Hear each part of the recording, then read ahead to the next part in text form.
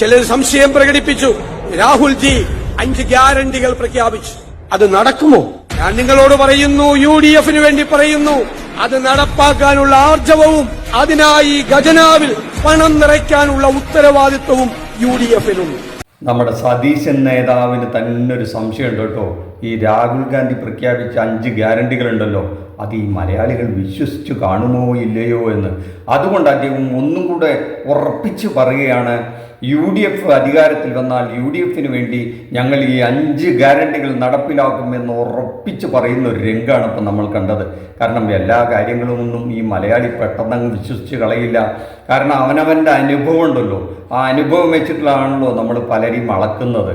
അപ്പോൾ നമുക്കൊരാളെ വിശ്വസിക്കണമെന്നുണ്ടെങ്കിൽ അദ്ദേഹം നമ്മളോട് കമ്മിറ്റ് ചെയ്ത അല്ലെങ്കിൽ ഉറപ്പ് നൽകിയ ചില കാര്യങ്ങൾ കൃത്യസമയത്ത് അത് നടപ്പിലാക്കുകയും അല്ലെങ്കിൽ ആ വാക്ക് പാലിക്കുകയും ചെയ്യുമ്പോഴാണല്ലോ നമുക്കത് ഉറപ്പിക്കാൻ പറ്റുക അദ്ദേഹത്തെ വിശ്വസിക്കാമെന്ന്. അങ്ങനെ ഒരു ഉറപ്പ് ഈ UDF-നെ പറ്റി ഉണ്ടോ എന്ന് ഈ സതീശന് തന്നെ ഒരു സംശയമുണ്ട്. കാരണം സതീശന് ഈ കഴിഞ്ഞ ഉമ്മൻചാണ്ടി സർക്കാരാണല്ലോ ഇപ്പോൾ ലാസ്റ്റ് UDF ഭരണം ഉണ്ടായിരുന്നത്. അപ്പോൾ ഒരു 10 വർഷം മുമ്പുള്ള ഓർമ്മയായതുകൊണ്ട് പലതും മലയാളിക്ക് ഓർമ്മയുണ്ടാവില്ല. ഇപ്പോൾ കഴിഞ്ഞ ദിവസം ഒരു ഫേസ്ബുക്കിൽ ഒരു രസികനായ ഒരാൾ ഒരു കുറിപ്പിട്ട് കണ്ടു, അത് ഞാൻ ഒരു ഇടതുപക്ഷക്കാരനാണ്, എന്നാലും ഇത്തവണ UDF-നെ ജയിപ്പിക്കണം. അതെന്തുകൊണ്ടെന്നാൽ ഈ കഴിഞ്ഞ 10 വർഷത്തെ ഇടതുപക്ഷ ഭരണത്തിൻ്റെ ഒരു വില അറിയണമെങ്കിൽ ഒരു 5 വർഷം UDF വീണ്ടും ഇവിടെ അധികാരത്തിൽ വന്ന് അവരുടെ ഭരണത്തെപ്പറ്റി ഈ ജനങ്ങളെ ഒന്നുകൂടി ഓർമ്മിപ്പിച്ചാലാണ് ഈ ജനം പാഠം പഠിക്കുള്ളൂ എന്നുള്ളതാണ് അദ്ദേഹം പറഞ്ഞത്. രാത്രിയെന്നോ പകലോ എന്നില്ലാതെ പവർ കട്ടുള്ള 5 വർഷം. പിന്നെയോ സ്കൂൾ കുട്ടികൾക്ക് സമയത്തിന് പാഠപുസ്തകങ്ങളൊന്നും കിട്ടാതിരിക്കുക, സർക്കാർ വിദ്യാലയങ്ങൾ പലതും പൂട്ടിപ്പോകുന്ന ഒരവസ്ഥ, ആസ്പത്രികളിലാണെങ്കിൽ മരുന്നില്ലാത്ത അവസ്ഥ, ഇങ്ങനെയൊക്കെ ഉണ്ടായിരുന്ന ഒരു കാലം ഉണ്ടായിരുന്നു, ഒരു 5 വർഷക്കാലം.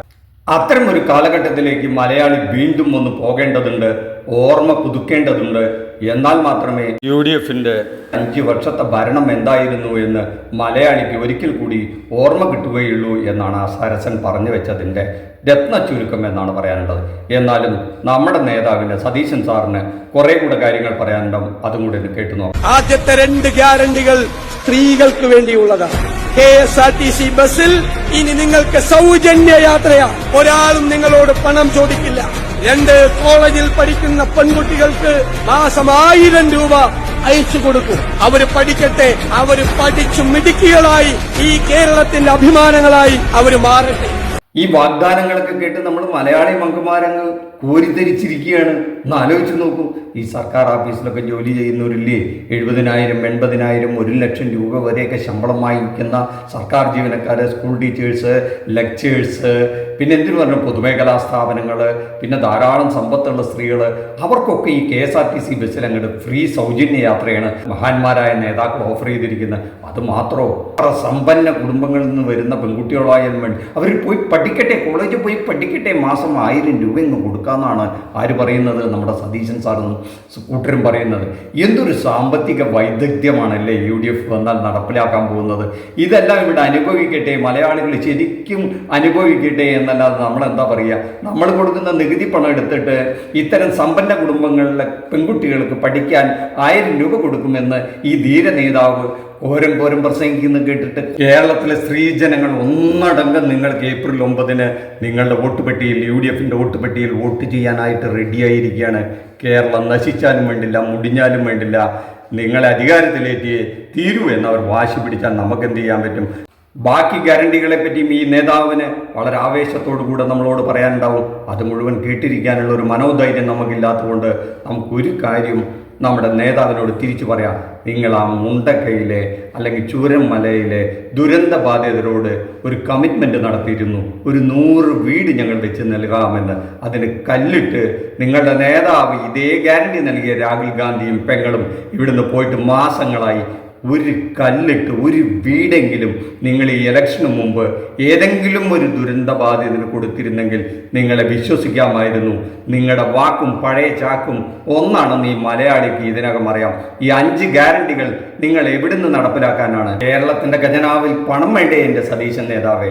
അത് നിറയ്ക്കാനായിട്ടുള്ള എന്ത് മാന്ത്രിക വിദ്യയാണ് നിങ്ങളുടെ കയ്യിലുള്ളത്? നിങ്ങൾ ചോദിക്കുമ്പോൾ നരേന്ദ്രമോദി അവിടുന്ന് ഇഷ്ടം പോലെ അയച്ചു തരുന്നത് നിങ്ങൾ വിചാരിക്കുന്നുണ്ടോ? ഇവിടെ പണം അച്ചടിക്കുന്ന എന്തെങ്കിലും യന്ത്രം നിങ്ങൾ കണ്ടുപിടിച്ചിട്ടുണ്ടോ? ഞങ്ങൾക്കറിയില്ല.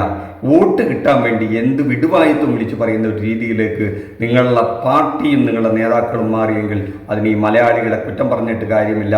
നടപ്പിലാക്കാൻ കഴിയുന്ന കാര്യങ്ങൾ പറയുക, അത് ചെയ്യുക, എന്നാൽ നിങ്ങളെ വിശ്വസിക്കും. അത് ഇടതുപക്ഷം ചെയ്യുന്നുണ്ട്. അതുകൊണ്ട് തന്നെ അവർ തുടർച്ചയായി 10 വർഷം ഭരിക്കുന്നു. ഇനിയും തുടർച്ചയായി അവരെ തെരഞ്ഞെടുത്താൽ അത് മറ്റാരെയും കുറ്റം പറയേണ്ട, നിങ്ങളുടെ സ്വയം കൃതാർത്ഥമായ ചില ചെയ്തികളാണ് അതിന് കാരണം എന്ന് മാത്രമേ പറയുന്നുള്ളൂ. സതീശൻ നേതാവേ, നിങ്ങളും രാഹുൽ ഗാന്ധിയൊക്കെ ഈ മലയാളികളുടെ ദുരന്തബാധിതരുടെ അവശരുടെ മുമ്പിൽ കൊടുത്തൊരു വാക്കുണ്ട്.